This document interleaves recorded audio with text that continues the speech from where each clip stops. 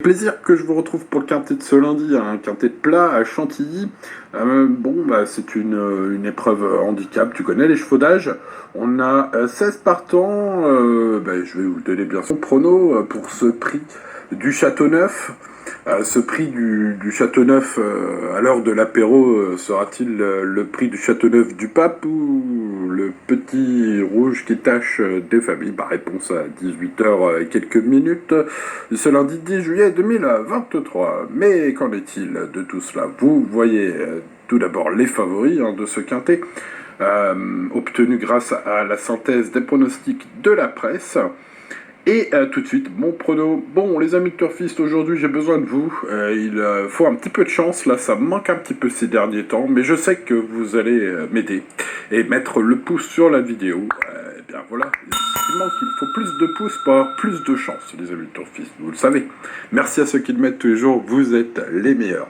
Bon, allez, trêve de galégerie. C'est parti avec le prono et la base. Alors à chacun les siens dans ce quintet, c'est un quintet extrêmement ouvert.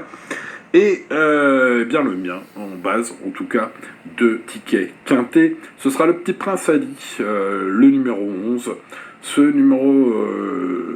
cheval, ce numéro 11, il n'a plus à faire ses preuves dans les quintets. Il y a pris plusieurs fois des deuxièmes places qui laissent présager une belle victoire un jour ou l'autre. Alors ce sera le jour où il aura le bon parcours. Et encore en dernier lieu, il est que 7ème, mais il aurait pu tout aussi bien gagner s'il avait trouvé le jour. Bref, tout va jouer au parcours. D'ailleurs, Christophe Ferland n'est pas inquiet du tout à ce sujet, ni au sujet de sa corde du jour, puisqu'il s'élance à l'extérieur. Ce sera une question de parcours à 100%. Allez, on tente ça. Je pense qu'il y a des belles chances, en tout cas un petit peu plus que les autres, pas beaucoup plus, mais un petit peu. Je tente le 7 Centurin, évidemment, que je suis depuis longtemps, battu par un Craps qui a eu le parcours en or la dernière fois, dommage. Je suis le 2, un Thunder Speed confirmé à ce niveau aussi, et le 9, Cousin Cup fidèle avec les œillères la dernière fois, c'était très bien, il devrait répéter, c'est ce que j'espère, évidemment. Et puis le 1, Benjamin, qui a la classe, et puis sa forme récente, on s'en fiche, c'est une écurie incroyable, il s'est présenté des chevaux sur 4 jambes parfois, et quand c'est le cas, ça fait tilt à belle cote en plus.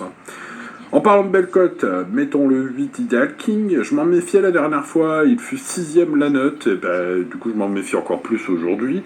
Je prends le 10 Flat Curve comme d'habitude, je vous conseille ce cheval de le suivre dans les quintets, ainsi que pour compléter mon prono, que vous voyez défiler sous vos yeux éblouis. Le 15 Agile, la dernière fois à 5 contre 1, partie courue d'avance, et plouf,